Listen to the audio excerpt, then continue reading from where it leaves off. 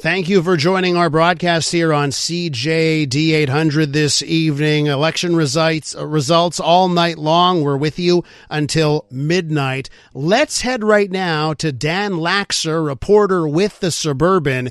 He's keeping tabs on some of the big West End races this evening. Dan, great to hear your voice on CJD. How are you doing this evening?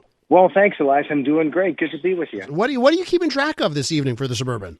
Well, there isn't very much to keep track of right now. The results haven't started coming in. We don't expect them to come in until around 9. But I'm going to keep tabs on the Westmount, Côte-Neige, NDG, TMR, and we're going to keep eye on Peter McGill, where Leslie Roberts is the star candidate for Team Soraya Alsan Montréal. The places that you are focused on, what do you what stands out to you? The things, whether it's the controversies or things that made some of those races contentious. Côte-Neige NDG is certainly a contentious one. I mean, it's one of the most populous boroughs one of the most populous parts of town, and the security has been quite an issue. Homelessness, the housing crisis, and these are just some of the things that citizens in the area are concerned about. Certainly, security, because there are many, if not most, of the Jewish community's institutions are within the borough. And there was a lot of concern in the 2 years following the October 7th terrorist attacks in Israel, that security for the Jewish community was not what it ought to have been under the Clergeon Montréal administration. Westmount, Dan, are we expecting a race tonight? What can you tell us about that?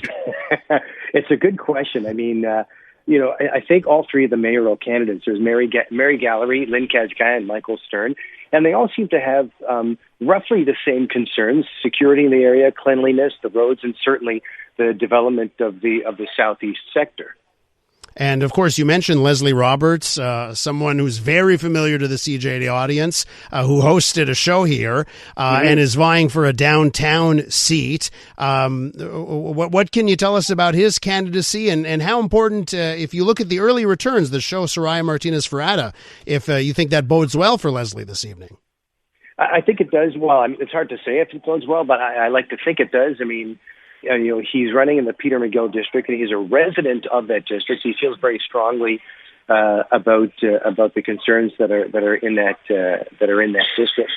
I know that in the days leading up to today, Election Day, there was some mention on the part of Luc Ravoin of